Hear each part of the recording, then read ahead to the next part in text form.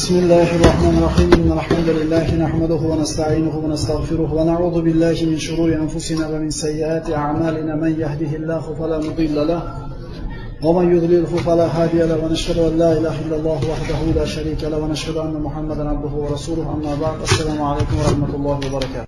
Faqir kishini insonlarda huzuridagi manzilati va boy kishini insonlarda huzuridagi manzilati, faqir kishini Alloh taoloning huzuridagi manzilati va boy kishini Alloh taoloning huzuridagi manzilati haqida bo'ladi bugungi suhbatimiz inshaalloh.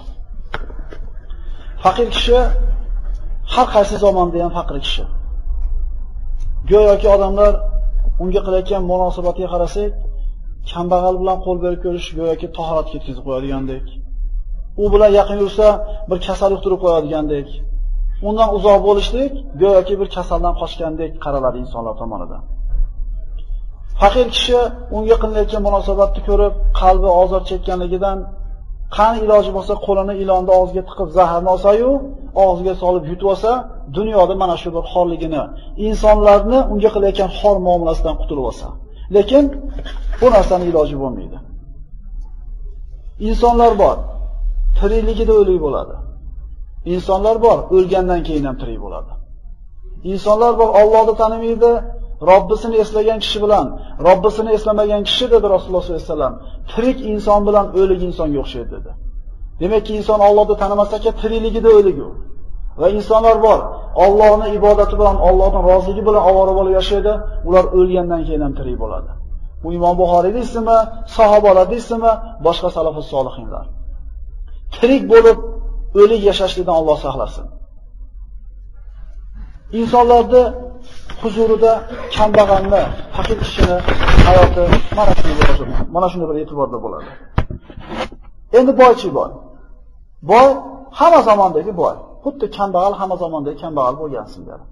Xohlagan gulini uzadi, xohlagan ne'matidan foydalanadi.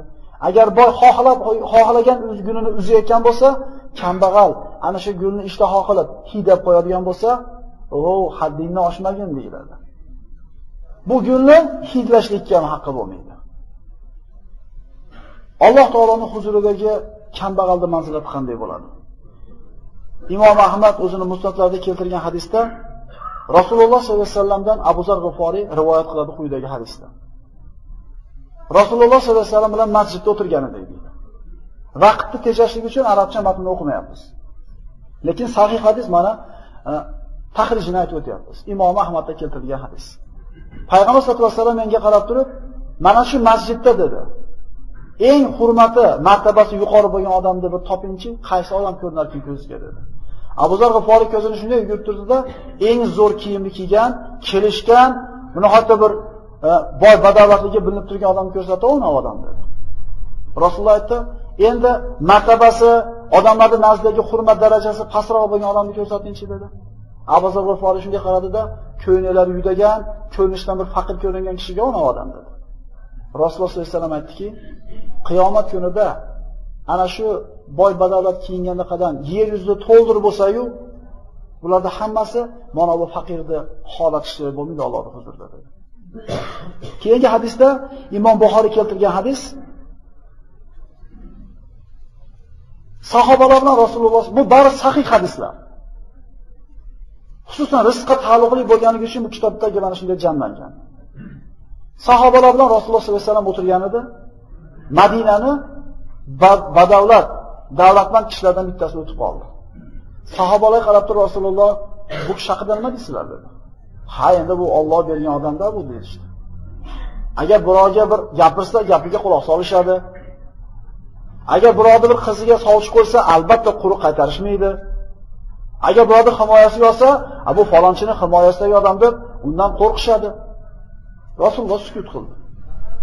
So'ngra musulmonlarda, muhojirlarda yoki ansorlardan bir faqir o'tib qoldi. Bu kishi haqida nima deysizlar dedi. Ha, endi bu ham yurib turadi işte. Gapirsa, birov gapiga quloq solmaydi. Birovga sovchi qo'ysa, doim ham xo'p deyish o'ravermaydi. Agar uni birorta kishini himoyasiga olsa, buni birov himoyasini ham tan olmaydi dedi. Ya'ni gapirsa ham ko'p bunaqa maqollarimiz. O'shaqa deb turib, o'zimiz mana shu faqirona hayotdan nolib shikoyat qilayotganimizni ko'raveramiz. Rasululloh aytdiki, Alloh taoloning huzurida mana bundaqalardan ko'ra mana bular darajasi baland dedi. Sababi shuki, hammamiz yaxshi bilamiz. Mana 5 mahal namozni hamma o'qiydigan bo'lsa, 5 mahal namozni qo'yoq go'sht oshiyotgan boy ham 5 mahal o'qiydi. Non choy bilan qon to'g'risayotgan kambag'al ham o'qiydi. Ya'ni ikkalasi 5 mahal namozni o'qiyapti. Lekin hisob kitobi bir xil bo'ladimi? Kim beri piyodan yurib kelyapti, o'sha 20 rakat namoz o'qiyapti bu tarovehda. Kim qimmatbaho mashinada kelyapti, u ham o'sha ishni qilyapti. Lekin bitta odamning javobgarligi ikkinchi odamnikidan ko'ra balandroq bo'ladi. Demak, Alloh taoloning huzurida kambag'al bo'lib turib, faqir bo'lib turib, boydan qolmagan holda ibodat qilayotgan kishining darajasi ulug'roq bo'ladi.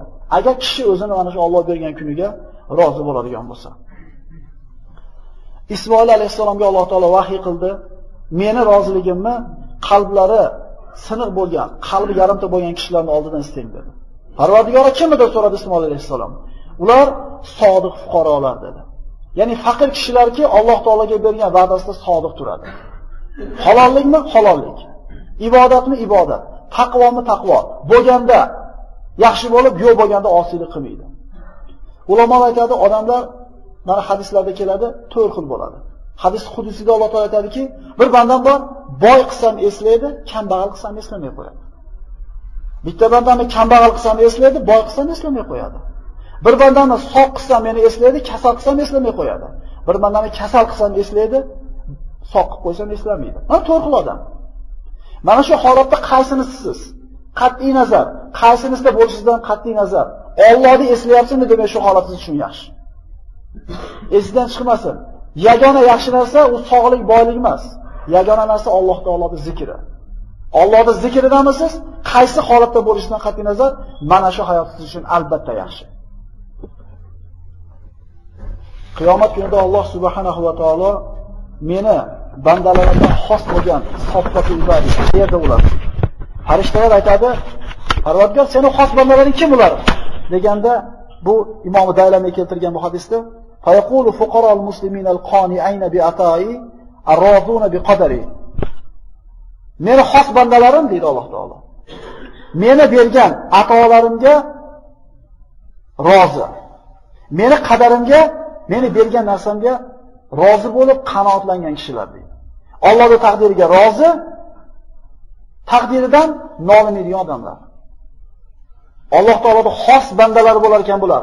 Alloh bergan kunidan shikoyat qilmas ekan. Ey Xudo, qaysi gunohim uchun deb qo'yadi. Keyin oladi, eshitib ko'ramiz.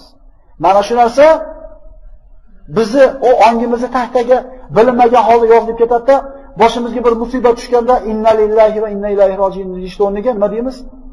Ey Xudo, senga nima yozuvdim? Eshitganmisiz shu gapni? Mana shu Alloh taoloning taqdiriga isyon qilishlik bo'ladi. Norozilik bo'ladi. Shuna desiz ham shuna bo'ldi.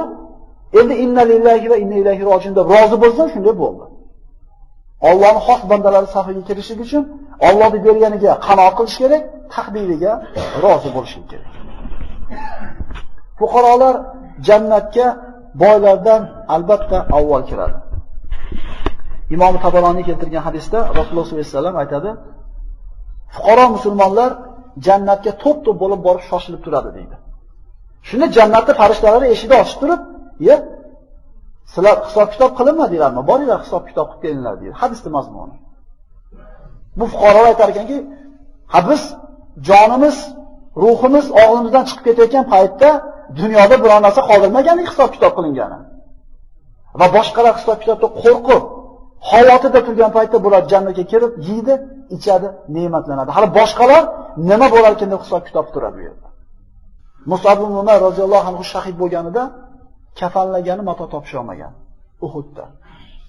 Abdurrahmon ibn Avf keyingi davrda musulmonlar nihoyatda bir boy badolat bo'lib ketgandan keyin, mol dunyosining hisob kitobi yo'q bo'lib boy bo'lib ketganidan keyin bir shirin taomda olib kelganda hali ovqatga qarab turib o'tgan kunlarda eslaydi. Mus'ab shahid bo'lganda kafanlagani mato topolmaganmiz deydi. Ikkala qo'li chopilgan holda shahid bo'lgan Mus'abni yuzini yopsak oyoq ochilib qolardi, oyog'ini yopsak yuzi ochilib qolardi. U dunyodan hech narsa olmasdan o'tib ketdi. Inshaalloh hayotda qilgan hamma amallarini mukofotini Allohning huzurida bekamiko'z oladi. Endi biz deydi. Undan keyin qolgan tiriklarga Alloh taolo dunyoda to'kib qo'ydi. Qo'rqaman. Alloh taolo qilgan ibodatlarimizni, din uchun qilgan xizmatlarimizni mukofotini dunyoda berib, oxiratda bizda yo'q qilib qo'ymasmikin deb qo'rqib yig'laydi. Ha, bir zamonlar bo'ldi, chidodik, mana Xudoga shukr berdi. 15 yorug' bo'lsa 15 qorong'ida ular xursand bo'lmagan. Dunyo ko'payib ketsa qo'rqqan ular. Qilayotgan ibodatimizni Alloh mukofotini dunyoda berib qo'ymayaptimi degan xavotir bo'lgan. Imom Ahmad Musnadda keltirgan hadisda Rasululloh sollallohu alayhi vasallam quyidagi hadisni marhamat qiladi. Avvalo man yadkhulul jannata min xalqillahi al-fuqara al-muhajirin. Jannatga birinchi bo'lib kiradigan kimlar desa, muhojir faqirlar. Muhojir bilamiz, mana Makkani tashlab payg'ambar sollallohu alayhi vasallam buyrug'iga muvofiq Madinaga ko'chib ketganlar. Mol dunyosini, bola chaqasini tashlagan. Kambag'al bo'lgan muhojirlar keladi dedi. Shunda biz aytamizda, endi kambag'alligi biz oramizda bor. Endi hijrat yo'q-da. To'g'rimi? Payg'ambar sollallohu alayhi vasallam Makkani fath qilgandan keyin bugundan boshlab hijrat yo'q dedi. Madinaga hijrat qilishlik yo'q dedi. Oxirgisi Abbos ibn Abdul Muttolib bo'ldi. Payg'ambarimiz Makkani fath qilgani kelayotganda Abbos chiqdi, birga qaytib keldi. Demak, ikkita sifat bor ularda. Jannatga birinchi kiradigan kishilar muhojirlar, muhojirlar ichida yana faqirlar. Bizda endi faqirlik bor, muhojirlik yo'q-da degan xayol o'tsa, quyidagi hadisga quloq solaylik. Rasululloh aytadi: "Al-muslimu man salimal muslimuna min lisanihi va yadihi, val muhajiru man hajara ma nahallohu bihi anhu." Boshqa musulmonlar bir musulmonda tilidan ham qo'lidan ham ozod chekmasa, mana shu kishi haqiqiy musulmon. Xo'p, musulmon birovga ozod bermas ekan. Endi muhojir kim desa, payg'ambarimiz aytayaptiki, Alloh harom qilgan ishdan o'zini tiyayotgan kishi muhojir deydi. Xaraja degani chiqdi bo'lsa, muhojir chiqib ketgan odam bo'lsa, demak gunoh bo'lgan ishdan chiqayotgan odam muhojir deyiladi. Endi shuni ustiga yana faqir ham bo'lsangiz, siz ikkita sifat jamlanyapti. Ham Alloh harom qilgan narsadan hijrat qilyapsiz va faqirsiz. Jannatga birinchi kiradigan kishilarda da'vogarlardan bittasisiz. Mana aytdik, faqir deganda hech balasi yo'q odam deb tushunmaylik. Hamma faqir. Ehtiyojingiz, kamchiligingiz bormi? Demak, siz ham faqirsiz. Oysha onamiz roziyallohu anhu payg'ambar sollallohu alayhi vasallam tarbiyasini olgan edi. Rasululloh aytdi, mana boy bo'lgan, lekin faqirona hayotni ixtiyor qilgan. Bo'ptir faqirona bo'lgan. Muaviyat ibn Abu Sufyon xalifalarida mana Ali ibn Abi Talibdan keyingi bo'lgan xalifa 100 ming dirham pulni jo'natadi. Oysha onamizga keldi, Rasulullohdan keyingi davr.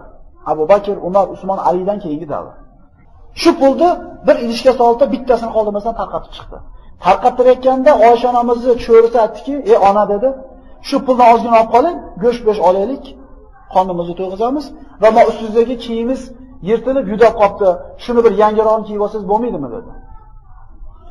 Baliga ikkita qilib qo'ying, ob-havoga qarab qo'ying, rangiga qarab patsvet qilib oling, mana kiyim mo'la bo'libdi emas. Ma kiyimiz yudab ketganligidan yangilab qo'ymaymizmi bitta desa aytayaptiki, Rasululloh sollallohu alayhi vasallam menga vasiyat qilgan. Ey Oysha, agar dunyoda men bilan birga bo'lgandek, oxiratda ham men bilan birga bo'lishni xohlaydigan bo'lsangiz, dunyoda xuddi musofir odam o'ziga jamg'arma to'plagandek narsani to'plang. Musofirga nima kerak? Musofirga ovqat kerak, suv kerak, pul kerak ozgina. U mebel, shkaf, tom yoki boshqa bir qandaydir jihozlar to'planmaydi. Safar uchun nima kerak bo'lsa, zararni yig'adi. Hayotda zarar narsani yig'ing deydi. Va boylarning majlisidan uzoqroq bo'ling deydi. Rasululloh sollallohu alayhi vasallam sahih hadislarda keladi. Boylarning uyiga kamroq boringlar, dunyoga muhabbatinglar oshib ketadi deydi.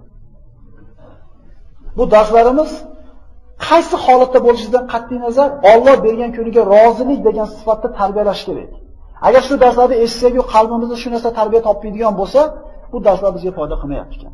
Fazakkir fa inna zikra tanfa'ul lil mu'minin dedi Alloh taolo. Eslatma bering, zero eslatma berish mu'minlarga asqatadi. Mu'min bo'lsa bu oyatlar, bu hadislar nima qiladi? Bizni qalbimizni tarbiya qilishga kerak bo'ladi. Boylarning majlisida kamroq bo'ling va bir ko'ynagingizni eskitib yuzatmasdan turib keyingisini sotib olmang degan. Men Rasululloh bilan dunyoda birga bo'lganimdek, oxiratda ham birga bo'lishni xohlayman dedi, tarqatib tashladi. Darsimiz mana oxirlariga yetib qoldik. Rasululloh sollallohu alayhi vasallam imomi Tabaroniy keltirgan hadisda marhamat qilinadi. Innama tunsaruna. Qala innama tunsaru hadihil ummatu bi du'afaiha bi da'awatihim va salatihim va ixlosihim. Rizq haqida dars gapirganimizda albatta sizlarning duoinglar ijobat bo'lishligi, sizlarga g'alaba nusrat kelishligi ichilardagi kambag'al bechora kishilarning duosi bilan, ixlosi bilan, namozlari bilan amalga oshadi dedi. Mana ihson qilamiz.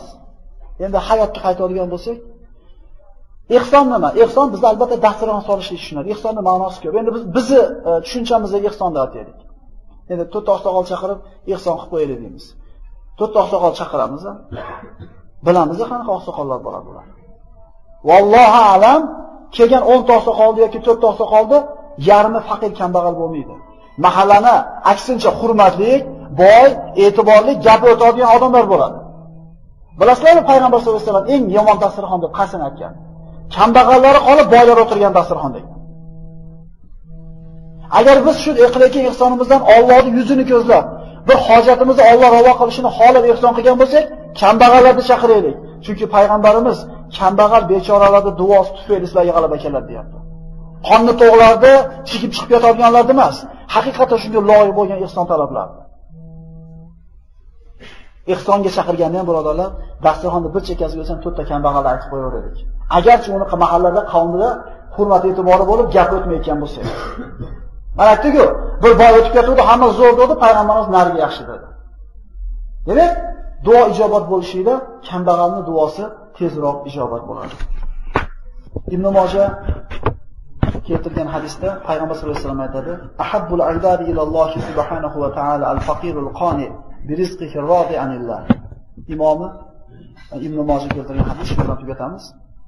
Alloh taologa eng sevimli bo'lgan bandalardan biri shunday kishiki, Alloh taoloning bergan rizqiga rozi, Alloh taolo bergan kuniga qanoat qilgan kambag'al. Gap qisqasi, bizni tilga bersak, Alloh bergan kuniga rozi bo'lib yashaying, qanoat qiling, shikoyat qiling, Alloh yaxshi ko'rgan banda bo'lasiz. Agar Alloh yaxshi ko'rgan banda bo'lsangiz, nimani yutkazasiz? Agar Alloh yomon ko'radigan bo'lsa, nimani yutasiz? Alloh subhanahu va taolo Allohning berganiga rozi bo'ladigan va kuniga qanoat qiladigan bandalardan qilgan bo'lsin. Assalomu alaykum va rahmatulloh.